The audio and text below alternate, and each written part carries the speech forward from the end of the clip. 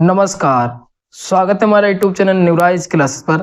आज जानेंगे current affair का महत्वपूर्ण प्रश्न जो आगामी परीक्षाओं के लिए आयोग ने जो डिजाइन किए हैं, आज उन्हीं प्रश्नों को लिया है। आइए देख लेते हैं। यहाँ पर पहला जो प्रश्न दिया है, आदित्य एल 1 के संदर्भ में कौन सा कथन सही नहीं है, नहीं पूछा है। यहाँ पे तो पहला जो कथन दिया है, इसे PSLV C57 द्वारा श्रीहरिकोटा स्थित सतीश धवन अंतरिक्ष केंद्र से प्रक्षेपित किया गया। फिर जो दूसरा कथन दिया है, इसमें visual emission line, coronagraph, solar ultraviolet imaging telescope, high energy L1 orbiting X-ray spectrometer सहित कुल 7 पेलोड ले हुए हैं। फिर तीसरा कथन देख लेते हैं। तीसरा जो कथन दिया है, L1 बिंदु पृथ्वी और चंद्रमा के बीच ऐसा स्थान है जहां गुरुत्वाकर्षण सबसे कम होता है। और इसका राइट आंसर जो होगा वो आंसर नंबर सी सही होगा। केवल जो कथन नंबर 3 है वही गलत है। कैसे गलत है? जो आदित्य L1 भेजा गया था वो सूर्य के अध्ययन हेतु भेजा गया था, और जो L1 पॉइंट है वो सूर्य और पृथ्वी के बीच गुरुत्वाकर्षण का संतुलन पॉइंट है। इसलिए यहाँ पे और यहाँ पे क्या दे दिया, आयोग ने चंद्रमा दे दिया, इसलिए ये गलत हो जाता है। और गलत ही क्वेश्चन में पूछा था, आपको फिर से दिखा दे रहे हैं। यहाँ पे आप अगर ध्यान देंगे तो यहाँ पे अभी नहीं पूछा था कौन सा सही नहीं है, तो कथन नंबर 3 जो है वो सही नहीं है, क्योंकि यहाँ पे उसने पृथ्वी और चंद्रमा दे रखा है, इसलिए कथन नंबर 3 गलत हो जाता है। और अगर कुछ पूछ लिया जाए कि आदित्य L1 कब भेजा गया था, तो 2 सितंबर 2023 में भेजा गया था। अगर फिर भी पूछ लिया जाए कि कब स्थापित कर दिया गया, तो 6 जनवरी 2024 को इसे स्थापित कर दिया गया। फिर भी अगर पूछ लिया जाए ये 7 पेलोड जो लेके गया है, उसमें से 4 जो होंगे पेलोड वो सूर्य को ट्रैक करेंगे, और जो 3 पेलोड होंगे वो आसपास का अध्ययन करेंगे। ये कुल मिला के 7 पेलोड लेकर गया है आदित्य L1। सूर्य और पृथ्वी के बीच 5 पॉइंट हैं, L1 है, L2 है, L3 है, L4, L5। ये 5 जो है वो पॉइंट है जिसमें से आदित्य L1 को L1 पे स्थापित किया गया। क्यों स्थापित किया गया? यहाँ पे जो L1 है पृथ्वी और सूर्य के बीच का जो गुरुत्वाकर्षण है वो संतुलन पॉइंट है, इसलिए इसको L1 पे स्थापित किया गया है। और इसका नामकरण किस खगोल शास्त्री के नाम पे रखा गया है? तो एकतालवी है जोसेफ लुइस लैग्रेंज, इनके नाम से ये लैग्रेंज पॉइंट नाम रखा गया है इनका। और आदित्य L1 क्यों रखा गया है? आदित्य सूर्य का पर्यायवाची है, L1 पे स्थापित किया गया, इसलिए इसका मिशन का नाम रखा गया था आदित्य L1। ये भी याद रखिएगा। ये इतनी जानकारी थी। और इसमें आयोग आपको क्या बताना चाह रहा है? आयोग ये बताना चाह रहा है कि आप जो भी टॉपिक पढ़ेंगे उसमें से 4 से 5 पॉइंट आपको याद करने पड़ेंगे, तभी हम आपको पास करेंगे। इस तरीके से आयोग बताना चाह रहा है। आपको देख रहे हैं प्रश्न में कि उसने पेलोड्स भी पूछ लिए, कब प्रक्षेपण किया गया, और फिर कौन से रॉकेट से भेजा गया वो भी उसने पूछ लिया। फिर अगला प्रश्न दिया है, निम्नलिखित युग्मों पर विचार कीजिए। पहला दिया है सबसे स्वच्छ शहर का जो पुरस्कार दिया गया वो सूरत शहर को दिया गया। फिर दूसरा जो दिया है सर्वश्रेष्ठ राज्य का पुरस्कार छत्तीसगढ़। फिर तीसरा दिया है सबसे स्वच्छ छावनी बोर्ड का पुरस्कार मयू छावनी बोर्ड महाराष्ट्र। यहाँ पे पूछा कितने युग्म सही सुमेलित हैं, तो इसका जो राइट आंसर होगा वो आंसर नंबर ए सही होगा। केवल एक युग्म जो है वो सही सुमेलित है। आप इस पे चर्चा कर लेते हैं। जो फर्स्ट नंबर पे दिया है सबसे स्वच्छ शहर का जो पुरस्कार दिया गया वो सूरत शहर को दिया गया, ये सही बात है। और संयुक्त रूप से इसको दिया गया, इंदौर और सूरत को संयुक्त रूप से ये पुरस्कार मिला है। और इंदौर को 7वीं बार ये मिल चुका है, सूरत शहर को पहली बार स्वच्छ शहर के लिए पुरस्कृत किया गया है, ये भी याद रखिएगा। फिर अगर दूसरे नंबर पे देख लेते हैं तो सर्वश्रेष्ठ जो राज्य स्वच्छ में माना गया है वो महाराष्ट्र को माना गया है, ना कि छत्तीसगढ़। महाराष्ट्र के बाद मध्य प्रदेश है, और मध्य प्रदेश के बाद जो है वो छत्तीसगढ़ है। तीसरे नंबर पे छत्तीसगढ़ है। फर्स्ट नंबर पे अगर पूछ लिया जाए तो महाराष्ट्र है, ये भी याद रखिएगा। तो यहाँ पे महाराष्ट्र होना चाहिए था, तो इसलिए युग्म जो है वो गलत हो जाता है। फिर बात कर लेते हैं सबसे स्वच्छ छावनी बोर्ड का जो पुरस्कार दिया गया है वो मयू छावनी बोर्ड को तो दिया गया, लेकिन यहाँ पे एक शब्द गड़बड़ कर दिया। यहाँ पे जो मयू छावनी जो है वो महाराष्ट्र में नहीं है, बल्कि MP में है, मध्य प्रदेश में, इसलिए युग्म तीसरा भी गलत हो जाता है। इसलिए पहला जो है वही केवल सही सुमेलित है, और यहाँ पे सही सुमेलित ही पूछा था। फिर भी अगर पूछ लिया जाए कि गंगा टाउन्स का जो पुरस्कार है वो किसको मिला है, तो वाराणसी और प्रयागराज को दिया गया है। मतलब गंगा सबसे स्वच्छ गंगा कहाँ पे मानी गई है, तो वाराणसी और प्रयागराज में मानी गई है। ये पुरस्कार वितरित कौन करता है, तो आवासन और शहरी कार्य मंत्रालय इसके द्वारा वितरित किए जाते हैं। और ये कौन सा संस्करण था जो वितरित किए गए पुरस्कार, तो 8वां संस्करण था, ये भी याद रखिएगा 8वां संस्करण। 8वां स्वच्छ पुरस्कार जो है वो 2016 से प्रारंभ किया गया है, ये भी याद रखिएगा। ये इतनी जानकारी थी स्वच्छ पुरस्कार के बारे में। आगे देखते हैं। अगला दिया है, हाल ही में जारी हिम तेंदुआ सर्वेक्षण के अनुसार सही गुण की पहचान कीजिए। सही पूछा है, प्रश्न को भी ध्यान से पढ़िएगा। पहला दिया है कुल हिम तेंदुआ की संख्या 1030। फिर दूसरा दिया है देश में सर्वाधिक हिम तेंदुआ की संख्या हिमाचल प्रदेश 477 बताई गई है। फिर दिया है जो हिम तेंदुआ की गणना कौन करता है, तो भारतीय वन्यजीव संस्थान। इसका जो राइट आंसर होगा वो आंसर नंबर ए सही होगा। केवल एक जो है वो सही सुमेलित है। कौन, जो हिम तेंदुआ की गणना की गई है वो भारतीय वन्यजीव संस्थान द्वारा गणना की गई है। हिम तेंदुआ की गणना के लिए एक कार्यक्रम चलाया गया था 2019 से 2023 के बीच, सेपई कार्यक्रम, उसके तहत हिम तेंदुआ की गणना की गई। अब जान लेते जो युग्म गलत हैं। जैसे यहाँ पे बताया गया हिम तेंदुआ की कुल संख्या है वो 1030 नहीं है बल्कि 718 हिम तेंदुआ हैं पूरे भारत में।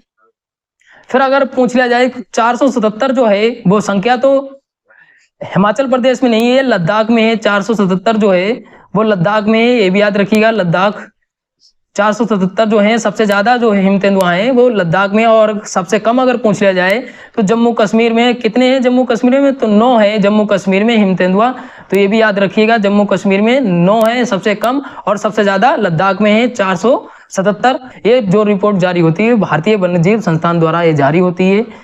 तो इतनी जानकारी थी ये हिम तेंदुआ रिपोर्ट के बारे में। अगर आप संपूर्ण वीडियो देखना चाहते हैं तो मैंने एक वीडियो बना रखी है स्पेशली हिम तेंदुआ रिपोर्ट के ऊपर, तो आप चैनल पे भी विजिट करिए, वहां से जाके आप देख सकते हैं।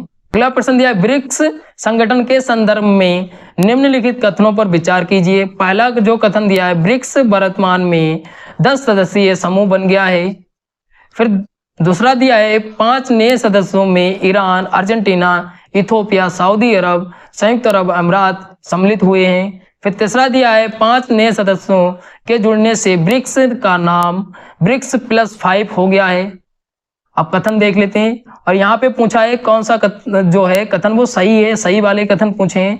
तो यहाँ पे जो राइट आंसर होगा वो आंसर नंबर ए सही होगा। केवल एक जो है वो सही है। यहाँ पे जो ब्रिक्स संगठन है उसमें 10 सदस्य हो गए हैं देश, तो ये तो बिल्कुल बात ठीक है। पहला जो कथन है वो बिल्कुल ठीक है। कथन नंबर 2 जो दिया है 5 नए सदस्य तो जुड़े हैं, लेकिन यहाँ पे जो देश के नाम दिए हैं इसमें अर्जेंटीना नहीं शामिल हुआ। अर्जेंटीना ने इनकार कर दिया था जुड़ने से, इसलिए यहाँ पे अर्जेंटीना कथन में दे दिया था, इसलिए कथन नंबर 2 भी गलत हो जाता है। और जो 5 सदस्य ने जुड़े हैं उसमें नाम उसका ब्रिक्स ही रहा है अभी भी, और इसमें नाम बताया गया है ब्रिक्स +5, इसलिए ये भी कथन नंबर 3 भी गलत हो जाता है। कथन नंबर 1 जो है वो बिल्कुल ठीक है, इसमें 10 सदस्य हो गए हैं, तो आंसर नंबर जो ठीक हो जाता है वो आंसर नंबर ए सही हो जाता है। केवल एक जो है वो बिल्कुल ठीक है। आगे जानते हैं। अगला दिया है 16वें वित्त आयोग के संदर्भ में निम्नलिखित कथनों पर विचार कीजिए। पहला कथन दिया है, नीति आयोग के पूर्व अध्यक्ष अरविंद पनगड़िया को इसका अध्यक्ष बनाया गया। फिर दूसरा दिया है, अध्यक्ष की नियुक्ति भारत के प्रधानमंत्री द्वारा अनुच्छेद 280(1) के तहत की जाती है। तो इसका राइट आंसर बताना है। यहाँ पे आपको बता रहा है कि सही जो कथन है वो आपको बताना है। तो इसका जो राइट आंसर होगा वो आंसर नंबर डी सही हुआ। ना तो 1 सही है ना तो 2 सही है, कैसे 1 2 सही नहीं है। तो यहाँ पे जो अरविंद पनगड़िया को 16वें वित्त आयोग का अध्यक्ष तो बनाया गया है, तो बिल्कुल बात ठीक है, लेकिन इसने यहाँ पे लिखा है कि जो नीति आयोग के पूर्व अध्यक्ष, यहाँ पे जो नीति आयोग के पूर्व उपाध्यक्ष थे, इसलिए कथन नंबर 1 जो है वो गलत हो जाता है। इसने जो कथन में बताया है वो अध्यक्ष बताया है पूर्व, ना कि ये उपाध्यक्ष थे पूर्व में, और अब ये अध्यक्ष बना दिए गए 16वें वित्त आयोग के, इसलिए कथन नंबर 1 गलत हो जाता है। फिर यहाँ पे इसने बिल्कुल सभी बातें ठीक बताई हैं। कथन नंबर 2 में इसकी नियुक्ति जो होती है वो अनुच्छेद 280(1) के तहत की जाती है, लेकिन यहाँ पे जो नियुक्ति करता है वो प्रधानमंत्री नहीं करता है, राष्ट्रपति करता है। इसलिए यहाँ पे कथन नंबर 2 में जो दिया था प्रधानमंत्री दिया था, इसलिए कथन नंबर 2 भी गलत हो जाता है। अगर पूछ लिया जाए 16वें वित्त आयोग की सिफारिशें कब तक प्रस्तुत करने के लिए कहा गया है, तो 2025 तक सिफारिशें प्रस्तुत करने के लिए कहा गया है। और 16वें वित्त आयोग की जो सिफारिशें लागू कब होंगी, तो 2026 से 2031 तक लागू होंगी। अभी जो होंगे वो 15वें वित्त आयोग के आधार पर ही कार्य चलेगा, ये भी याद रखिएगा। अगर आप 16वें वित्त आयोग के बारे में संपूर्ण वीडियो देखना चाहते हैं तो मेरे चैनल पे पहले से अपलोड है, वहां पे आप जाके देख सकते हैं। उसमें मैंने अभी तक जितने भी अध्यक्ष बने हैं वित्त आयोग के, उनकी सबकी लिस्ट दिखाई है, और सबसे पहले कौन बना था और अभी कौन बना है, उन सब के बारे में चर्चा की है। तो आप चैनल पे जाके वहां से देख सकते हैं। अगला प्रश्न दिया है, अंतरिम बजट 2024-25 के संदर्भ में निम्नलिखित कथनों पर विचार कीजिए।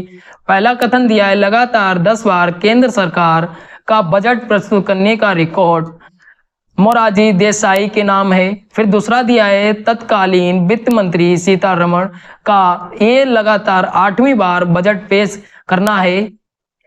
आपको सही कथन बताना है, यहाँ पे सही कथन पूछा है, कौन सा कथन सही है।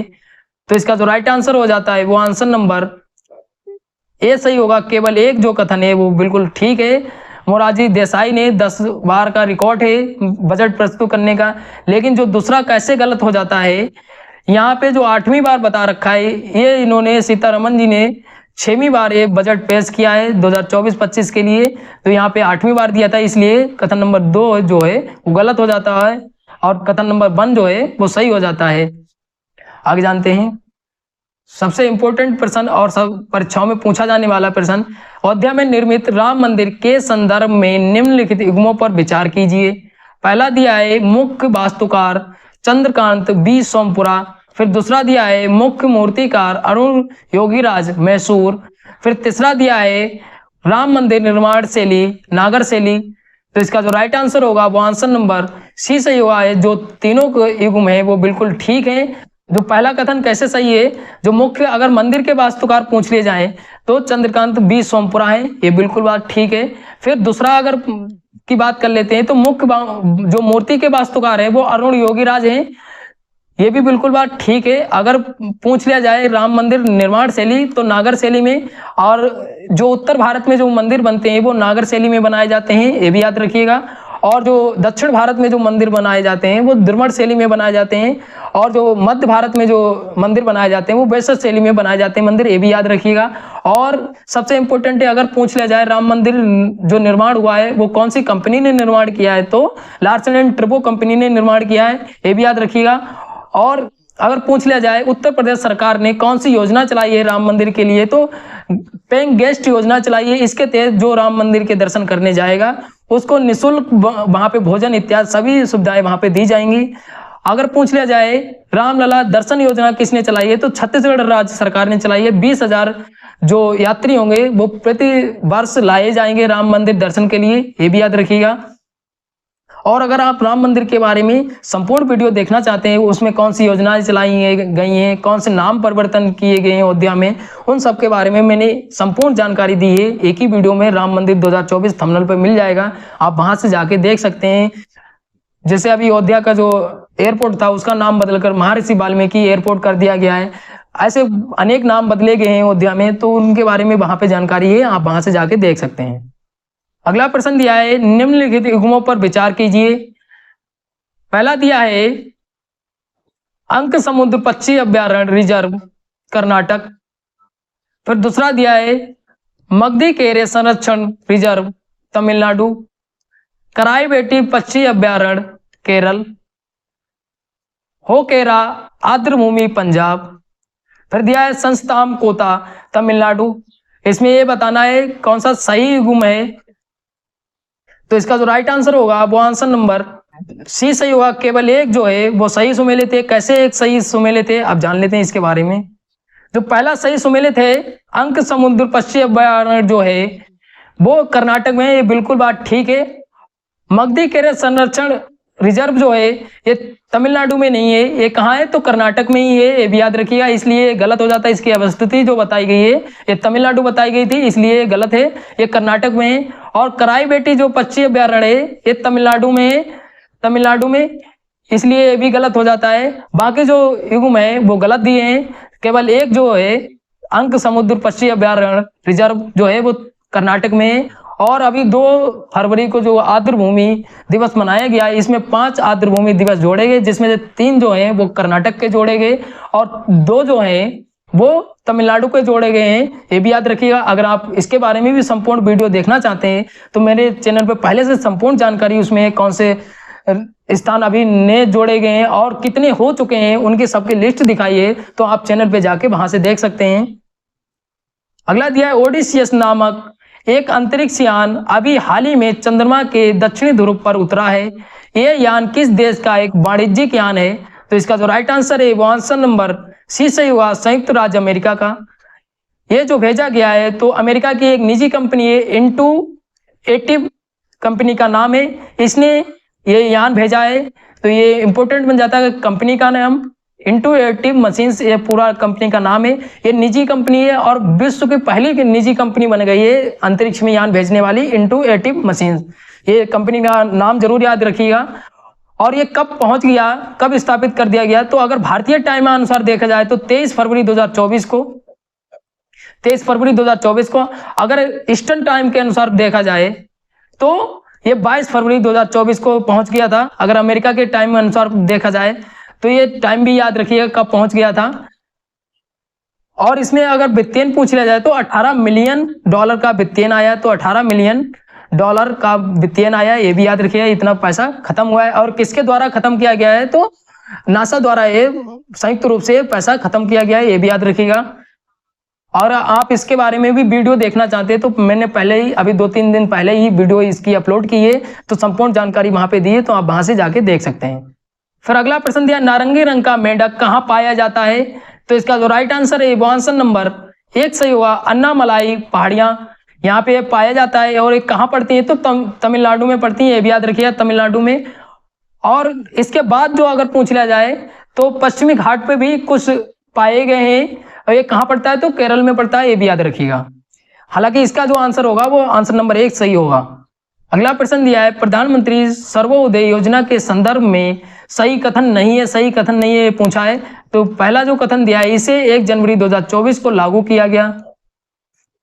फिर दूसरा जो कथन दिया है, ये योजना भारत के पहले सूर्य मिशन आदित्य 11 के समान भविष्य में अन्य ऐसे मिशनों को लॉन्च करने की योजना है। अब ऑप्शन देख लेते हैं। तो इसका जो राइट आंसर होगा वो आंसर नंबर सी सही हुआ, ना तो 1 सही है ना तो 2 सही है। कैसे 1-2 सही नहीं है, अब इसके बारे में चर्चा कर लेते हैं। जो सर्वोदय जो योजना प्रारंभ हुई थी वो 22 जनवरी 2024 को प्रारंभ की थी प्रधानमंत्री ने, ये भी याद रखिएगा। और इस योजना के तहत मिशन नहीं भेजे जाएंगे बल्कि सोलर रूफ, जो छत पे जो सोलर पैनल लगाए जाएंगे, इसलिए ये योजना प्रारंभ की गई थी। इसका लक्ष्य जो रखा गया है वो 1 करोड़ घरों को सोलर रूफ छत पे लगाने का ये लक्ष्य है इसका। और ये 22 जनवरी 2024 को लागू की गई थी, इसलिए जो दोनों कथन है वो गलत हैं, क्योंकि ये एक में बताया गया है मिशन भेजने के लिए, और ये लागू कब हुई थी? तो 22 जनवरी 2024 को। और पहले कथन में यहाँ पे कह रहा था कि 1 जनवरी को लागू हुई, इसलिए गलत हो जाता है पहला कथन भी। और ये किसके लिए लागू की गई थी? तो सोलर रूफ, मतलब छत पे सोलर पैनल लगाने के लिए योजना है, ना कि ये मिशन भेजने के लिए। तो ये जो कथन दोनों जो है वो गलत हो जाते हैं, इसलिए आंसर नंबर जो सही होगा वो जो सी है वही सही होगा। और इसमें गलत ही पूछे गए थे तो गलत ही, इसमें सी ऑप्शन सही हुआ। कभी कभी आप पता चला यहाँ पे आपने डी लगा दिया, ना तो 1 ना तो 2, ये बिल्कुल ठीक होता अगर कथन नंबर प्रश्न में पूछा जाता कि कौन सा सही है। यहाँ पे पहले से यहाँ पे दे दिया उसने कि कौन से गलत हैं, इसलिए यहाँ पे जो ऑप्शन नंबर सही होगा वो सी वाला सही होगा। ये आप सही से टिक भी करिएगा, सी वाला सही होगा। ना तो 1 सही है ना तो 2 कथन सही है। तो ये जो प्रश्न थे ये आयोग द्वारा डिजाइन किए गए आगामी परीक्षाओं के लिए। ये यूपीएससी प्री का पेपर है, उसमें ये प्रश्न आए हैं और आगामी परीक्षाओं के लिए प्रश्न पूछे जा सकते हैं। और हर एक प्रश्न संकेत करता है कि आपको हर टॉपिक से कम 3 से 4 पॉइंट्स कंपलसरी याद ही करने हैं, तभी आपकी परीक्षा जो है वो पास हो सकती है। और मैंने जितने भी प्रश्न लिए हैं यहाँ पे उन सबकी वीडियो मैंने स्पेशली बना रखी है, तो आप चैनल पे विजिट करिए, तो वहां पे आपको सभी वीडियो मिलेंगी, हर एक पर्सन की वीडियो मिलेगी, तो आप चैनल पे वहां से देख सकते हैं। और आशा करते हैं आपको वीडियो अच्छी लगी होगी। अच्छी लगी तो लाइक शेयर कमेंट करिए। अगर कोई डाउट बचता है तो आप कमेंट करके पूछ सकते हैं। धन्यवाद।